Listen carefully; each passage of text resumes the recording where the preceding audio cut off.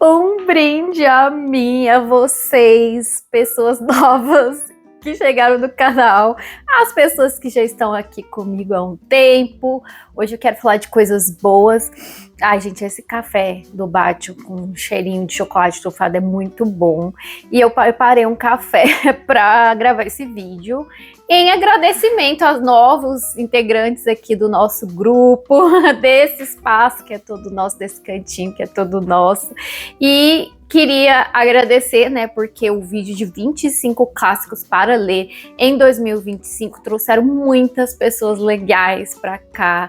Eu tive muitas dicas, muitos insights lá naquele vídeo, vários comentários gentis, alguns nem tanto, mas vou comentar um pouquinho com vocês sobre isso no início do vídeo e vou falar das minhas melhores leituras de clássicos de 2024, porque é uma forma de vocês, novas pessoas, conhecerem o que eu andei lendo, um pouco também do meu gosto de literário, que é bem eclético, e também das pessoas antigas aí ter esse gostinho dos melhores do ano e atender um pedido da Kelly, que pediu, né, como desafio do Advento de Natal, que eu gravasse um vídeo com os 12 melhores leituras do ano, ranqueando as leituras.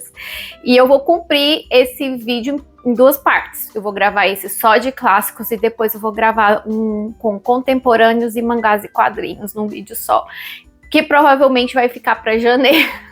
E se você tá caindo de paraquedas e ainda não tá entendendo o que tá acontecendo, Olá, eu sou a Úrsula e nesse canal eu compartilho a minha jornada pelo universo dos livros, então muito obrigada por visitar esse que é o nosso cantinho.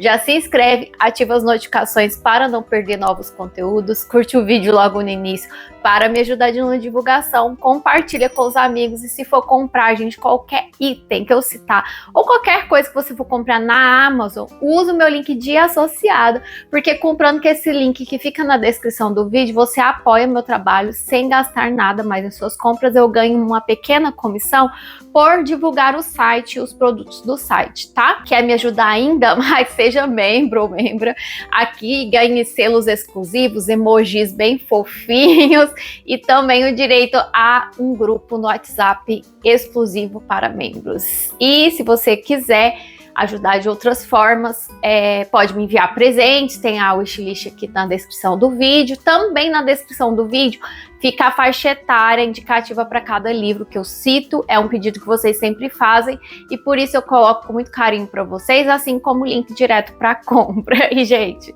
eu tô um pouco chocada com a repercussão do vídeo de 25 clássicos para 2025, porque teve comentários muito gentis, dicas legais do que ler ou assistir antes de ler determinado livro, teve convites para leituras conjuntas. Eu conheci a Mônica, já estamos conversando, ela já até compartilhou comigo algumas das suas metas e cronogramas prontos. A Bruna também me convidou para ler junto Moby Dick e O Vento Levou, e aí eu criei um cronograma para janeiro e fevereiro. Se você quiser participar gratuitamente, tem o Clube da Ursinha no Telegram, lá é só entrar pelo link, é gratuito, e eu já postei também na aba comunidade. O cronograma tá muito gostosinho de acompanhar, gente, dá para ler os dois ao mesmo tempo. Um capítulo de O Vento Levou por dia e 2 capítulos de Moby Dick por dia. Então a gente vai começar no dia 1º de janeiro. Vem comigo, vem com a gente. Eu e a Bruna já vamos ler esses 2 livros, se você quiser fazer companhia. E eu já tô organizando leituras conjuntas. Então sim, gente, para quem falou que era clickbait, que eu não vou ler os 25 livros... É mais uma motivação, obrigada, viu? Porque você me deu mais uma motivação para ler mesmo os 25 livros. E teve alguns comentários em relação à falta de títulos em português. Tem livros, gente, da Editora Global para chegar. Esse aqui é meu cantinho global. A editora é parceira desde 2022. E eu sempre tô lendo livros nacionais, inclusive nessa lista de favoritos. Vai ter muitos nacionais, então não se preocupe, eu vou ler muita coisa. E vamos lá, gente. Só alguns esclarecimentos a mais. Eu sou professora, tá? Eu sou professora conteudista, então eu leio pelo menos no meu dia normal, umas 200 páginas de trabalho por dia, talvez um pouco menos, porque o meu processo é ajudar os professores na construção, na produção de conteúdos para disciplinas online. Eu atuo na educação à distância já tem aí quase 10 anos e já tem mais ou menos 5 anos que eu não atuo diretamente com alunos, eu atuo mais com professores nos bastidores. Eu leio muito, gente, então eu acho que o fato de eu ler muito aí da educação à distância há mais de 10 anos me fez com que eu tivesse um ritmo de leitura nas minhas leituras de lazer maior. Eu sinto que eu leio mais rápido do que antigamente, depois que eu comecei a trabalhar na educação à distância, tá? Sou pedagoga, goiana, tenho 36 anos, moro em Anápolis, a mais ou menos 50 minutos de Goiânia, que é a capital do estado de Goiás. E gosto muito, gente, de cor azul. Tem uma quantidade indecente de livros de capa azul que eu comprei só por ser da capa. Então aquela brincadeira de estou vestindo azul, que é a cor da esperança, é só uma brincadeira interna que eu faço aqui. Se eu falar de azul, é porque azul é minha cor favorita. Então tudo que tem azul pra mim é maravilhoso. Inclusive é cor de esperança, é cor de alegria, é cor de tudo, gente. Mas eu sei que combino mais com bege. O que vocês acharam da minha camisa de hoje? Gente, pra quem achou a meta um pouco insana, dos 25 clássicos para o 2025, em 2023 eu li 56 clássicos, tá? E hoje, na hora que eu tô gravando esse vídeo, que é dia 23 de dezembro, até o momento eu li 51 clássicos em 2024. Então não é uma meta tão longe do que eu leio. Além disso, claro que desses 51 clássicos tem vários muito curtinhos, com menos de 100 páginas, tem livros de contos. E eu sempre gravo um vídeo, sempre não, é o segundo ano que eu vou gravar, mostrando todos os clássicos que eu li durante um ano. Se você quiser conferir todos os clássicos que eu li em 2023, tem esse vídeo que saiu em janeiro desse ano. Eu vou gravar esse vídeo também. Aqui eu só vou falar sobre os 12 favoritos dentre esses 51 que eu li. Gente, eu sei que a introdução ficou um pouco longa, mas eu queria muito que vocês conhecessem um pouquinho mais de mim, para quem tá chegando, e também eu vou direcionar vocês a vários vídeos que eu produzi aqui, de clássicos, para vocês conhecerem um pouquinho mais do meu trabalho, tá bom? Então vamos à lista que tá super bacana. 3 menções honrosas, vou começar por elas, tá? Tem um livro que estava na minha meta de clássicos, de 24 clássicos para 2024. Eu tenho essa coisa com número, tá, gente? 24 clássicos para 2024, 23 clássicos para 2023, também gravei esse vídeo. 33 livros para meus 33 anos. Eu tenho essa questão de números combinandinhos, tá? E esse aqui era a minha meta de janeiro e eu cumpri ela com muita alegria. Eu amei conhecer a Catherine Mansfield. Essa aqui, gente, tem uma declaração muito interessante da Virginia Woolf em relação a Catherine, tá?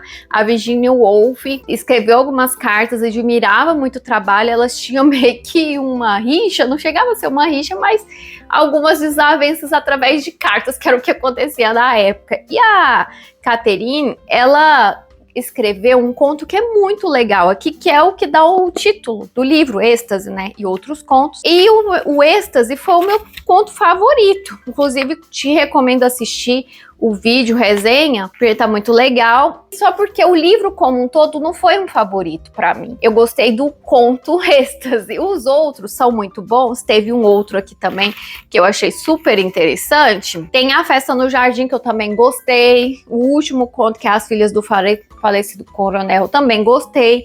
Mas o meu favorito foi Êxtase, então menção honrosa para esse conto da Catherine, que eu não conhecia a escrita dela, foi meu primeiro contato. E talvez não vá ter outros contatos, porque não tem muita coisa publicada dela no Brasil. Se você tiver indicação, aceito, tá? Eu gostei de adquirir essa edição, comprei na pré-venda, se não me engano, eu paguei uns 30 reais. Há outras 2 menções honrosas em relação a esse livro aqui, ó, Mais Mortais que os Homens. Tem uma semana especial que eu fiz pro terror, que eram 7 contos em 7 dias.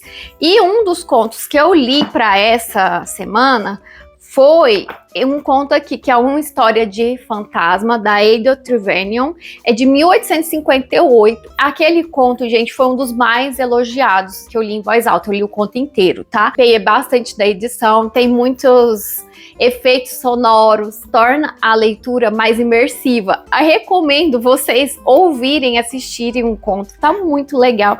Eu demorei horas editando, e esse aqui é um livro que tá encalhado na minha estante. Ele não tá encalhado agora, porque eu li mais 2 contos aqui. Só que eu tenho um carinho muito grande pelo esse conto que eu li em voz alta, queria que vocês assistissem o vídeo. E ele reúne obras, contos de várias autoras, muitas inéditas no Brasil, tá? Tem contos de fantasmas, obviamente, contos mais voltados para o sobrenatural, para o mistério. E eu faço a menção honrosa porque eu não concluí o livro, mas eu li alguns contos muito bons aqui. E tenho um carinho especial pela Ada aqui, que eu li em voz alta nesse vídeo que eu deixei para vocês. A terceira e última menção honrosa é um livro que está em andamento, que é a Emma, da Jane Austen. Ganhei esse livro de presente de 4 anos do canal, porque em dezembro a gente faz 4 anos aqui desse projeto maravilhoso. E eu vou tampar o nomezinho dela porque eu a chamo de Mulan. Mulan é a minha heroína favorita da Disney. E quando essa linda menina começou a me enviar livros, pediu anonimato, pediu que eu criasse um pseudônimo para ela, e eu criei, e isso desde 2021 a sempre a chamo publicamente por Mulan. Ela me envia muitos livros maravilhosos. Eu estou na página 89, vou começar o capítulo 9 de Emma, e provavelmente essa será a minha última leitura de clássico de 2024. Eu tô sentindo o cheirinho de livro favoritado, porque é um livro onde vai mostrar uma protagonista que tá errando bastante, que ela já começou a fazer muitas atrapalhadas. É uma menina mimada pelo pai, que não quer se casar, mas que quer dar uma de casamenteira. Ela tá entediada no interior, a sua melhor amiga acabou de se casar, que era a governanta dessa casa. Ela se sente solitária, ela vai grudar numa menina muito jovem ali, que não tem origens, e vai criar um deslumbre na cabeça dessa menina, tá? Começou esse processo aqui, eu tô bem no início, mas eu tô amando cada página. Então eu queria fazer a menção rosa de última leitura do ano, porque eu tenho que ler esse livro, terminar ele, até sexta-feira, dia 27, porque eu vou viajar no final de semana pro ano novo. Eu quero terminar esse ano para começar 2025 com as metas dos 25 livros.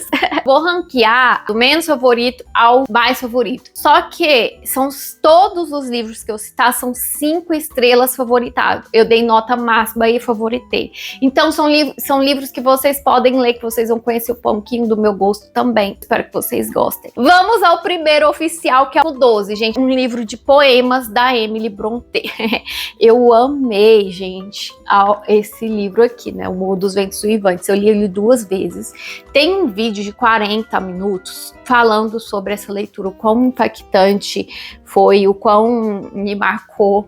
E foi uma releitura para mim, mas quase com gosto de primeira leitura, porque eu li com um olhar muito mais maduro, com um olhar muito mais crítico. Teve leitura conjunta desse livro, foi um livro que me marcou de formas inimagináveis. Eu li em 2023. E aí, quando eu vi no catálogo da editora Record, que foi parceira do canal esse ano de 2024, eles têm ali vários selos. Um dos selos é a José Olímpio, que era uma editora, gente, completou 90 anos esse ano. Então ela era uma editora sozinha, né, no caso. Ela foi incorporada pela editora Record, porém continua sendo uma editora dentro do grupo editorial Record, tá? E em comemoração aos 90 anos da editora, em 2021, na verdade, relançou essas edições, que eram edições ali que foram lançadas entre 1930 e 1940. E, inclusive, essa nova edição, ela tem ilustrações, a mesma tradução de Lúcio Cardoso. Ela conta com as ilustrações originais da época, tá? Na época que esse livro foi lançado, ali por volta de 1930 e 1940,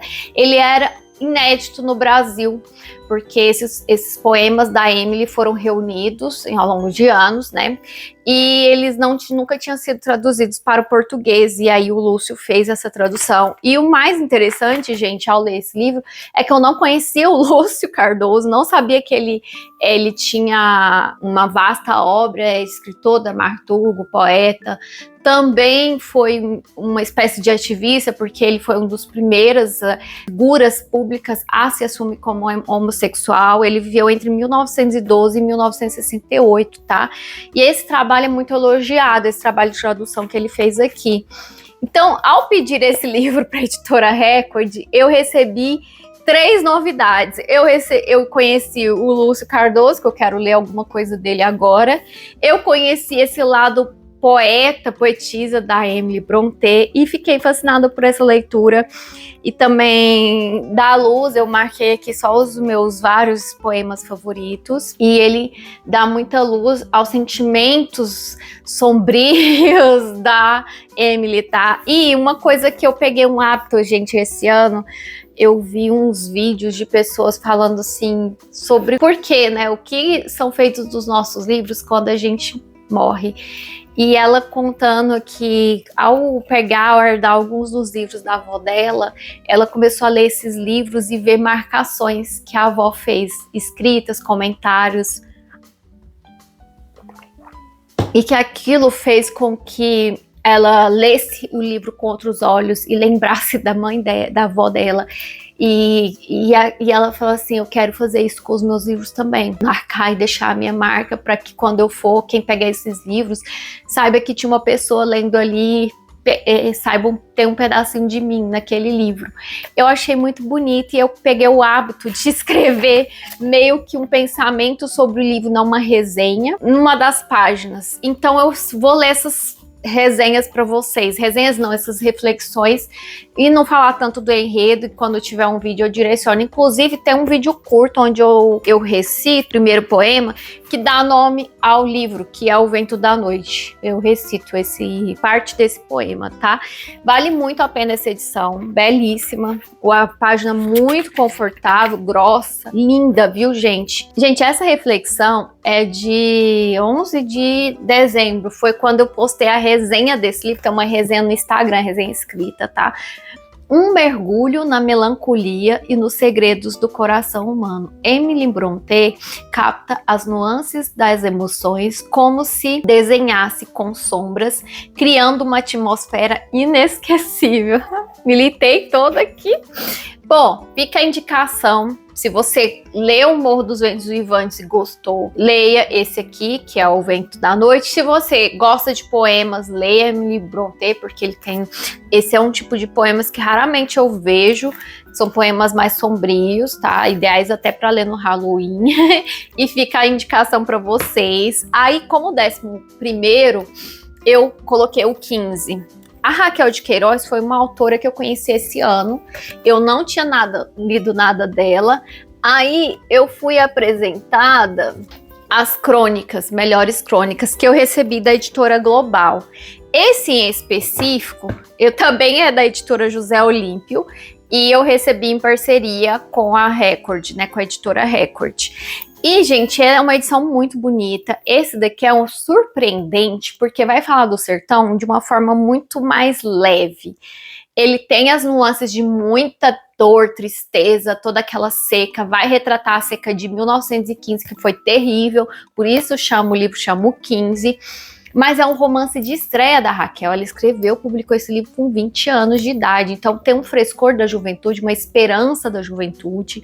E eu sinto que ela traz com muita peso assim na balança o humor, um pouquinho de humor, amor, esperança e a seca, a devastação, tá? Então ela traz aqui sobre o viés de 3 protagonistas, que é a Conceição, que é uma professora, então ela tem um viés muito mais à frente do seu tempo, a mulher que não quer casar, ela alimenta ali um sentimento, uma paixão pelo seu primo Vicente, que é um dono de terras, ele tá herdando as terras do pai, ele tem que cuidar daquelas terras, e ele vai enfrentar a seca com um olhar de um dono de terras que precisa fazer o possível, trabalhar o máximo possível para não deixar tudo aquilo embora. E por fim, nós temos o Chico Bento, que é um vaqueiro que está ali na classe mais baixa, é o que mais vai sofrer com a seca, que vai ter que migrar com a sua família em busca de um lugar melhor. Ele perde o emprego justamente por causa da seca. E a gente vai acompanhar essas 3 jornadas, tá? E à medida que o livro começa com um pouco mais de esperança, esse relacionamento entre a Conceição e o Vicente aflorando, à medida que a seca vai avançando, esses corações também vão ficando secos.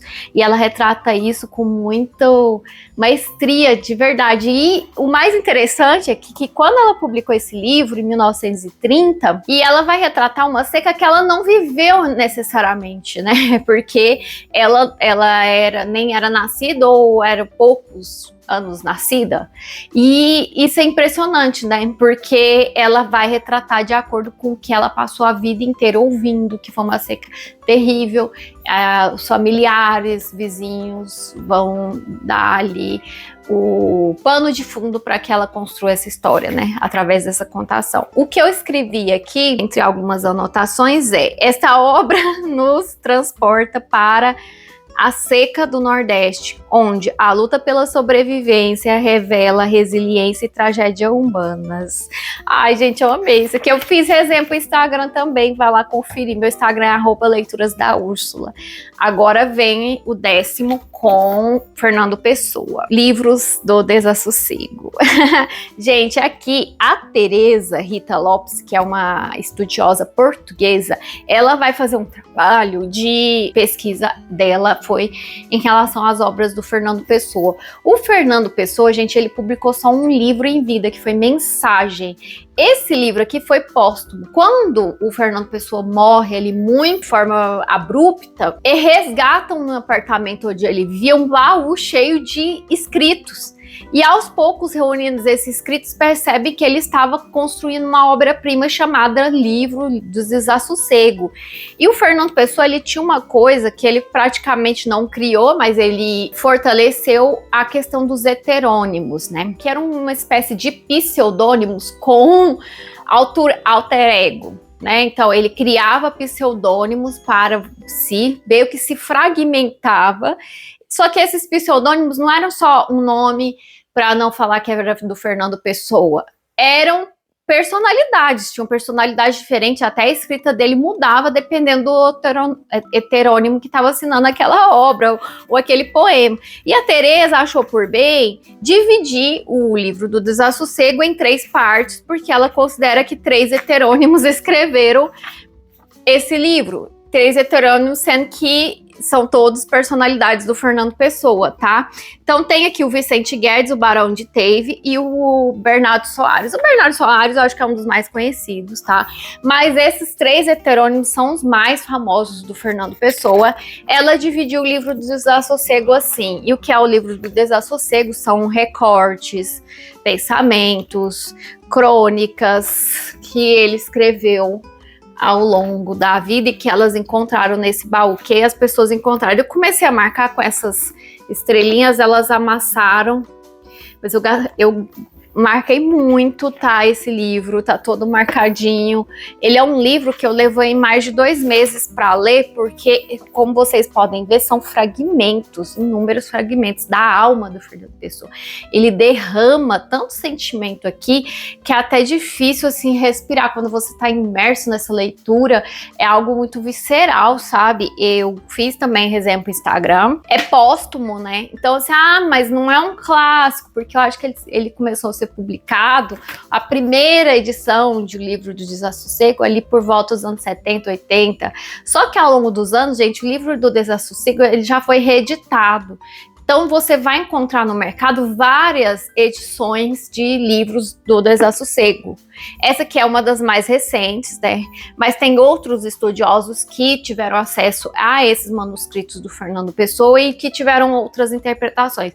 Tem um livro da Companhia das Letras com o Livro do Desassossego, que tem um outro olhar, mas basicamente a maior parte assim dos principais textos, que são numerados em sua maioria, poucos têm um nome, eles tem essa questão desses textos ser muito reflexivos, muito imersivos, na alma mesmo do Fernando Pessoa, que mostra que ele era uma pessoa bem metódica e provavelmente muito rígida com si mesmo, porque ele tinha muita coisa sem estar publicada, tá, gente?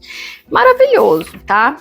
Este livro nos apresenta a alma fragmentada de Pessoa em 3 heterônimos. É um convite à introspecção, onde cada página parece questionar o que é existir.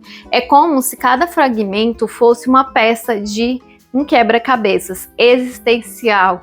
Ai, meu Deus, eu amo quebra-cabeças. Eu lembro que eu refleti sobre isso. Parecia mesmo um quebra-cabeça que eu estava montando. Inclusive, percebi aqui que eu esqueci de cortar um T aqui.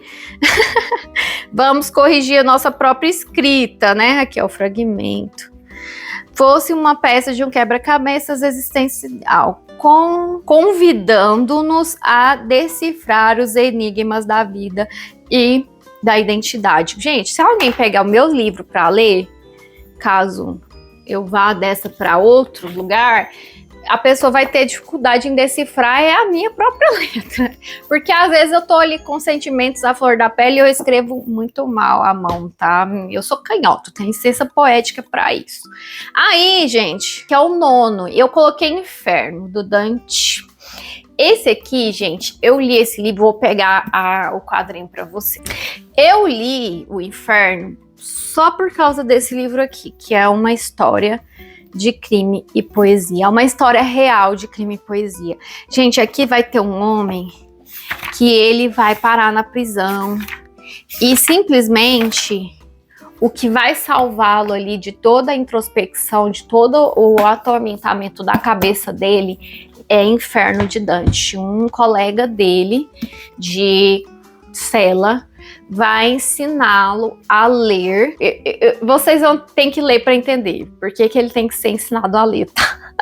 E ele vai, o primeiro livro que ele vai ler na prisão, depois de aprender a ler, é Inferno de Dante. E é muito interessante que depois ele vai descobrir no final da HQ que Inferno era só a primeira parte da Divina Comédia. E aí ele vai se sentir motivado a continuar. Esse livro, ele não tá com flags, porque eu não quis marcar com flags, justamente porque eu queria reler esse livro. Mas ele tem marcações em todo o livro, e o diferencial dessa edição da Companhia das Letras, além de bela, é que ela é bilíngue. Então, gente, eu fiquei fascinada. Eu não sei, aqui tem uma introdução muito boa, maravilhosa. E, além de toda essa introdução, os inícios dos cantos tem um resumo do que vai acontecer ali. Aí me pegou, porque eu não sei se eu pesquisei a respeito, se esse resumo tem na obra original ou se é um resumo trazido nessa edição da Companhia das Letras. Tem ilustrações.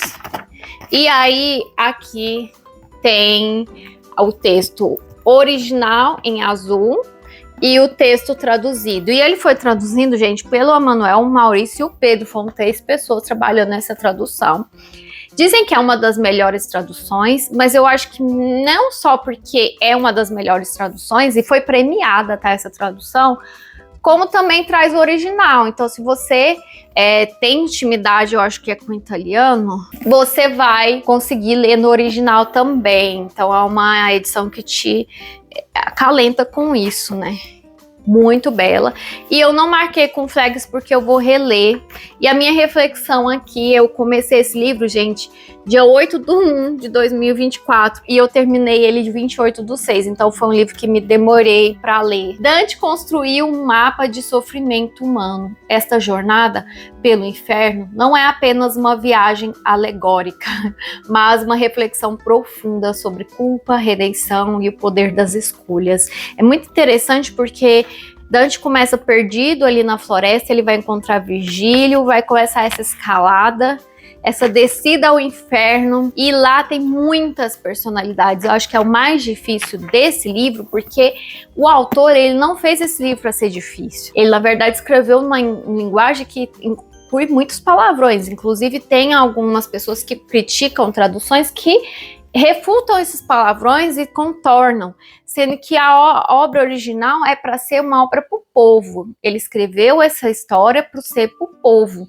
no momento de exílio dele. O que é difícil é porque como o livro foi escrito aqui, gente, publicado muito tempo atrás, tem muitas personalidades que aparecem aqui que não são do nosso convívio, muitas vezes a gente sequer ouviu falar ou tem alguma ideia do que é, e ele mistura tanto a mitologia grega como personalidades reais da época, importantes da época. Eu acho que essa é a maior dificuldade, é reunir essas informações sobre essas personalidades citadas, às vezes de forma direta, às vezes de forma indireta. Mas é uma jornada enriquecedora. Quando eu for pegar para ler a Divina Comédia como um todo, eu releio o Inferno e já faço uma releitura mais assistida, anotando mais termos. Inclusive tem várias páginas em branco que eu posso preencher aqui nessa edição belíssima. Em 8º lugar, eu coloquei Campo Geral, do João Guimarães Rosa. Esse livro, gente, ele parece uma novela muito simples, mas ele carrega tanto sentimento e um plot twist inesperado. E o mais bonito da história é que ele é narrado pelo olhar de uma criança, que é o Miguelinho. E aqui, ó, narrado em terceira pessoa, mas sob o olhar de uma criança, Miguelinho. Eu comecei anotando, eu fiz várias, embora eu tenha feito poucas marcações, eu anotei bastante no livro. Foi um livro que me causou lágrimas. Tem um vlog lendo esse livro, Campo Geral. Nesse mesmo vlog, eu leio o livro do Desassossego. Inclusive, eu acho que o título do vlog chama Vlog do Desassossego, tá? Eu li vários livros lá, alguns clássicos e outros não clássicos, mas muito bons. E aqui eu vou ler a minha reflexão sobre ele. De 1964, esta narrativa delicada nos mostra o mundo pelos olhos de Miguelinho. A simplicidade de sua visão infantil contrasta com as complexidades da vida no sertão, criando uma obra poética e profundamente humana. Linguagem fluida, mas cheia de palavras desafiadoras por serem regionais. E aí tem uma resenha escrita no Instagram, tem esse vlog de leitura. É um livro muito lindo, que mostra muita pobreza, muita regionalidade e um final que condiz com toda a história, muito interessante, tá, gente? Em 7º lugar, eu coloquei o Edgar Allan Poe. Esse livro aqui, gente, eu tinha lido do Edgar esse outro, que é o volume 2, que são histórias menos famosas, tá? E aqui tem os clássicos dos clássicos, ó, tem os meus favoritos, eu marquei com estrelinha, que é Berenice, Os Assassinos na Rua Morgue, que é um dos contos supra-sumo que eu amo, do Poe, O Gato Preto, O Barril do Amontilado, O Coração Delator e também O Corvo, que é um poema, na verdade, que recebe todo um destaque enorme aqui. E uma coisa muito interessante dessa edição da Darkside é que, além de ter um texto introdutório, nós vamos acompanhar o Corvo em sua versão original em inglês. Então, se você quer ler o Corvo na versão em inglês, tem aqui também mais de um tipo de traduções aqui, tá, gente? Tem traduções diferentes, tem umas imagens. E O Coração Delator foi um conto que eu li em voz alta nessa semana de 7 contos em 7 dias. Muita gente gostou. No final, tem umas batidas, uns efeitos. Teve gente que ficou apaixonada pela minha leitura desse conto em voz alta. Gostaria que você assistisse, caso você não assistiu. Fica o convite, mas eu quis colocar aqui porque esse era um conto que eu nunca tinha lido, então eu li para o desafio dos 7 contos em 7 dias e fiquei apaixonada e acabei me aventurando por toda a edição e lendo o Corvo mais de uma vez, em todas as suas nuances, então achei maravilhoso. E Poe é Poe, para quem gosta do gênero de suspense, de mistério, ele é o pai do mistério. E também, gente, ele precede esse conto aqui específico dos assassinatos da Rua Morgue, precede aqueles investigadores famosos de Conan Doyle, que é o Sherlock Holmes, que foi inspirado no investigador aqui, tá? E também precede os investigadores da Agatha Christie, que é a Miss Marple e o Poirot, tá? Me faltou o nome aqui na ponta da língua, mas é o Dupin, e aqui tá a página do conto, que é um dos meus favoritos do Poe. Em sexto lugar, gente, eu coloquei a Cecília Meirelles, com Antologia Poética.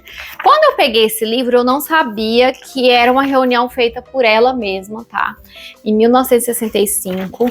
E aqui, inclusive, ela tem capítulos dedicados à seleção de Mar Absoluto e um que é de Romanceiro da Inconfidência. Livros que eu tenho. Tenho o Mar Absoluto, marquei super ele. O Romanceiro da Inconfidência, que foi um favorito aí de 2022, vocês vão ver que ele tá bem marcado também. E aí a Cecília Meirelles, através dessa parceria com a Global, se tornou minha autora favorita de poemas nacionais, tá?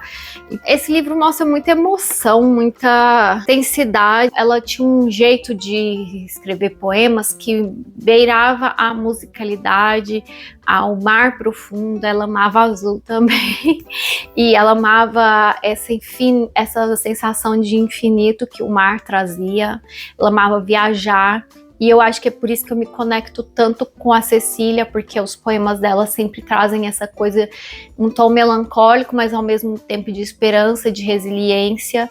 E sempre que eu leio ela, eu me sinto emocionada, tá? E eu nem sei. Cecília combina delicadeza e profundidade, ritmo e calmaria, fazendo poesia com o que é eterno e efêmero em nossas vidas.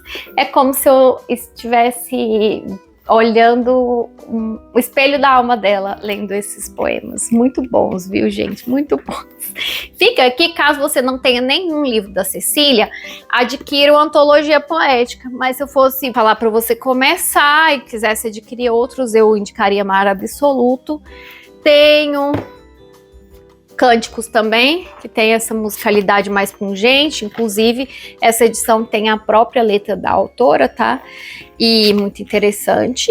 E Romanceiro da Inconfidência é um desafio, tá? Não recomendo começar por ele, porque é uma história bem mais densa, que vai exigir bastante estudo, porque vai contar a história da Inconfidência Mineira, tá? Mas fica aqui em sexto lugar, Antologia Poética de Cecília Meirelles. Maravilhoso. Em quinto lugar, eu vou colocar o José Lins do Rego com Pedra Bonita. Gente, esse é um livro que eu li recentemente, inclusive, tô gravando esse vídeo na segunda, o vídeo vai sair na segunda pra vocês. Ontem eu publiquei a resenha desse livro aqui. E aqui, gente, a gente vai ter o personagem Bentinho, que ele nasceu em Ariticum, né? E a mãe dele dá ele pra ser criado pelo um padre, o padre Amâncio, que mora ali num vilarejo, na vila de Açu. E essa vila de Açu, gente, ela tem muito... a pessoal que mora ali tem muito preconceito contra quem nasceu numa Pedra Bonita, que é uma área ali, uma região onde o Bentinho nasceu. Então ele cresce com muito estigma, sem saber por que é odiado. Só que quando a gente descobre o motivo desse ódio, é chocante, porque é baseado em fatos, tá? Realmente aconteceu. O José Lins do Rego não quis escrever um romance de formação sobre esse fato terrível que acontece e que é o mote, o pano de fundo dessa história. Porém, ele faz essa homenagem, essa alusão e mostra que, com muita delicadeza e muita veracidade, o quão prejudicial pode ser o fanatismo religioso, os misticismos para uma população, né? E o José Lins do Rego, gente, ele tem uma escrita tão bonita, mas tão bonita, que eu sinto quase dor física lendo as obras dele. Foi o que eu falei na resenha escrita do Instagram. Porque ele vai descrevendo os cheiros, as nuances, a ambientação de forma tão bonita e intensa, que você começa a sentir as emoções dos personagens. Há muita melancolia no Bentinho e outros personagens que ele construiu. E tem aqui um vídeo de Veredicto do ciclo Cana-de-Açúcar, que é todos esses livros aqui que eu li, eu vou deixar linkado para vocês, que foram livros que eu amei ler em 2023.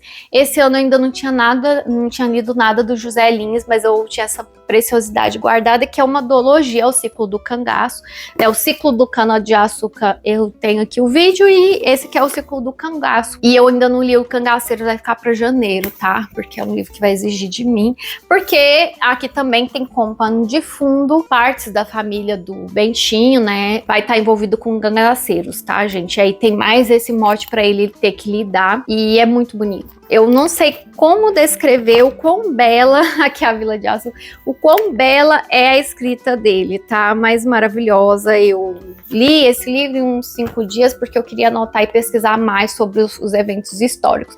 Eu não vou falar sobre o que acontece na vida real que inspirou essa obra, porque é um grande spoiler para a história. Eu acho que o mais interessante, como é um fato antigo, você pegar esse livro para ler sem saber, tá? Mas essa história foi publicada em 1938 e o fato histórico aconteceu um século antes, em 1838, tá? Então, quando você pegar para ler, saiba que é um livro riquíssimo. José Lins do Rego, sendo esse autor visceral que eu amo, uma escrita belíssima, uma escrita imersiva. Você não sai a mesma pessoa de quando você entrou, quando começa a ler esses livros dele, tá? Quinto lugar, coloco Clarice Lispector com O Sopro da Vida. Eu acho esse livro maravilhoso. Eu tinha um contato com a Clarice muito breve quando eu li de Natura Florum, da Clarice Lispector. Eu acho que não me conectei tanto com a história. Só que quando eu vi uma menina chamada Ítala indicando esse livro, Um Sopro de Vida, da Clarice, lá no TikTok, eu fiquei com muita vontade de ler mais algo mais profundo da Clarice. E aqui eu vou ler para vocês. Clarice nos presenteia com esta obra fragmentada, quase uma confissão. É um diálogo entre criador e criatura, uma reflexão visceral sobre a criação e o vazio da existência.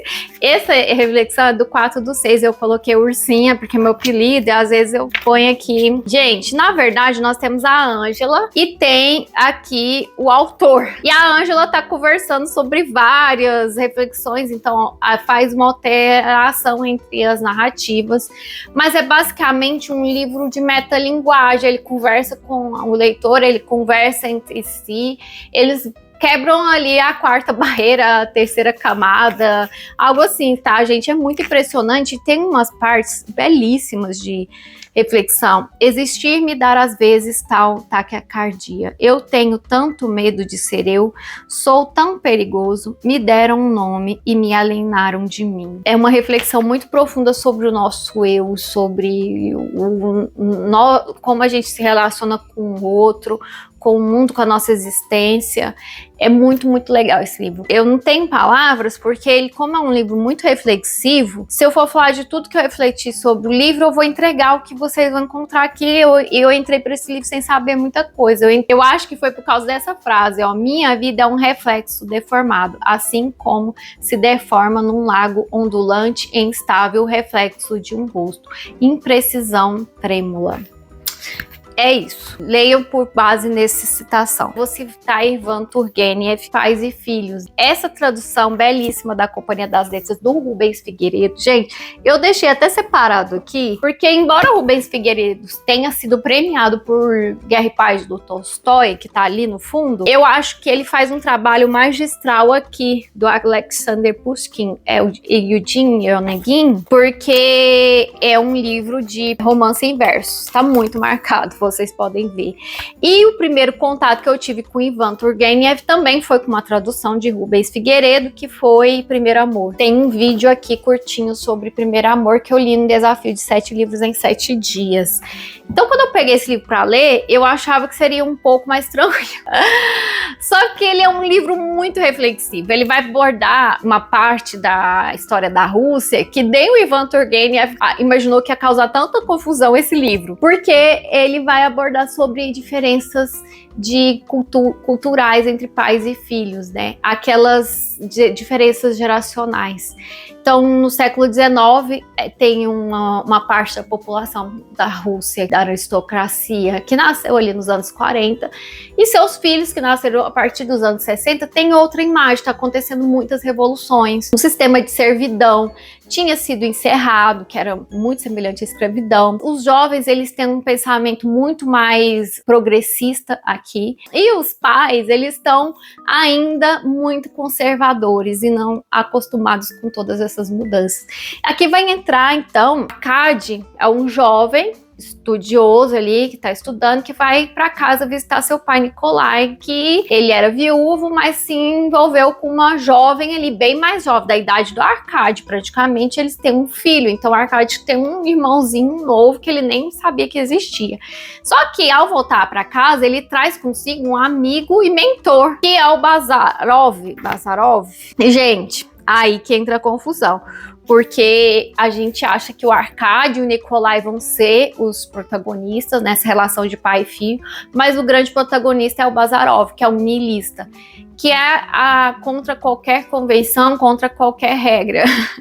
E ele é do contra, ele quer ser do contra, ele é mais velho que o Arkady, e o Arkady, a princípio, admira muito esses conceitos dele, mas ao pouco convivendo com o pai, com o tio, com essa mãe postiça, né, madrasta, muito jovem, da idade dele, ele percebe que não é bem assim. Então ele é um meio termo entre essa geração. O Arkady, que é jovem, acaba sendo o meio termo entre o conservadorismo e o lado muito progressista do Bazarov. E o Bazarov tem ali um certo desrespeito aos costumes e ele vai aprender muito ao longo dessa jornada. Então é muito legal. É um livro que me fez chorar. Tem uma resenha, uma cozy resenha com umas imagens bem belíssimas que eu gostei de mostrar para vocês, tá? Vá assistir. Em terceiro lugar, eu coloco A Inquilina de Wiltshire Hall, da Anne Brontë.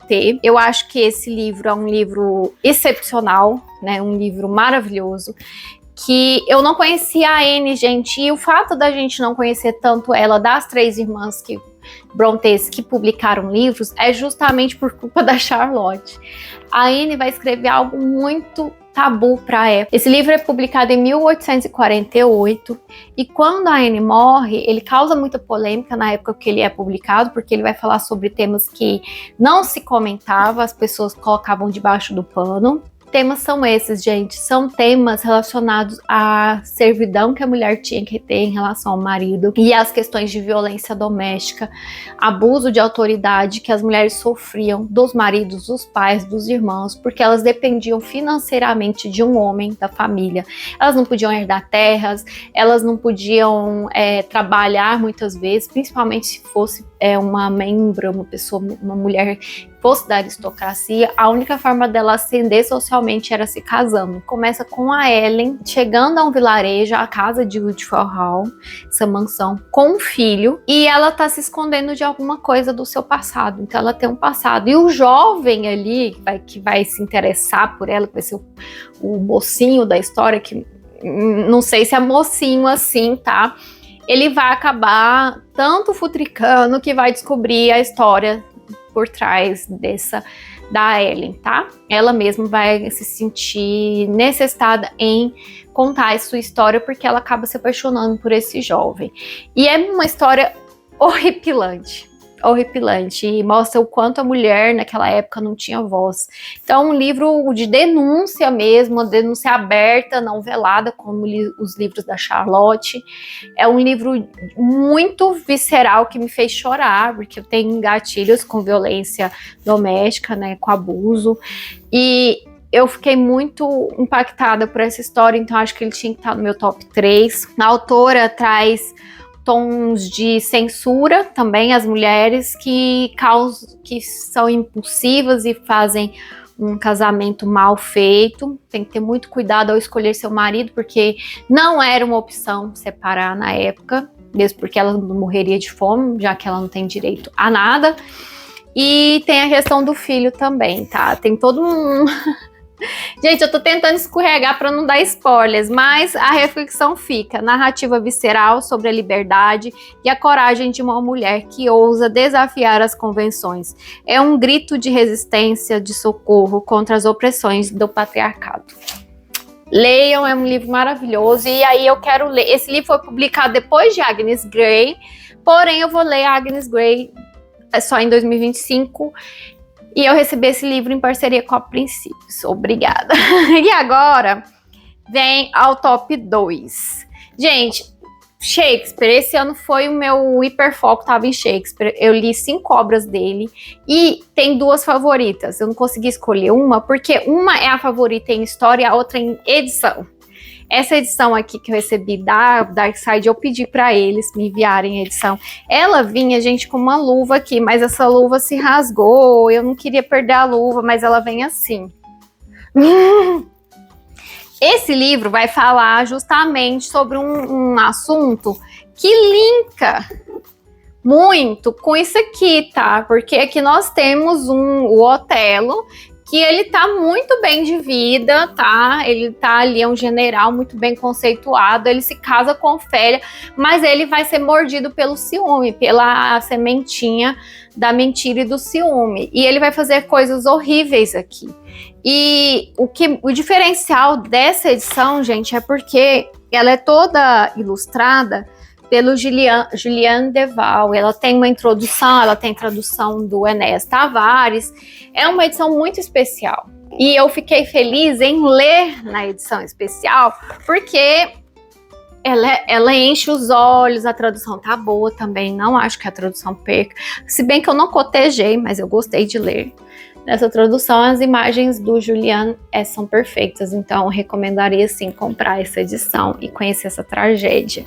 Só que o meu favorito do Shakespeare foi Macbeth, porque é uma história sobre ganância, sobre os limites do que é crueldade. Nós temos aqui o Macbeth, que ele vai receber uma previsão de que ele se tornará rei por 3 bruxas, tá? A mulher dele, conversando com a mulher dele, eles vão chegar à conclusão que é melhor não esperar a sorte vir e antecipar que ele seja rei o quanto antes. Só que, gente, aí para ser rei, ele vai ter que cometer, né, assassinato. E é o que ele faz. Eu recebi esse livro da Bruna e eu só li esse livro, gente, porque tem 2 livros que eu li que eu queria saber das origens, porque tem uma parte que onde o Macbeth vai fazer vai ter uma fala que ela inspirou muito 2 outros livros. E aí, quando eu li o primeiro, o favorito dos favoritos dessa lista, que foi O Som e a Fúria, o próprio título, a própria alusão de William Faulkner é para Macbeth. E eu precisava ler Macbeth para entender essa obra como um todo. Essa obra que foi a mais desafiadora, que me fez chorar, que fez quase eu desistir, mas que no final me recompensou de diversas formas. Então, quando eu li Macbeth, eu entendi ainda mais O Som e a Fúria e fiquei mais admirada por Shakespeare. E que obra! E o outro livro que inspirou, não vou falar, é um livro mais contemporâneo. Mas assim, Macbeth me inspirou várias outras obras. Eu li muito Shakespeare, eu li Hamlet, Romeu e Julieta teve leitura conjunta, tem reflexão. Vou deixar aqui 5 motivos para você ler Shakespeare no Halloween. Tem muita coisa sobre Shakespeare, porque o meu hiperfoco de 2023 foi Shakespeare, 2024 foi Shakespeare. Mas chegamos ao primeiro lugar, que é O Som e a Fúria.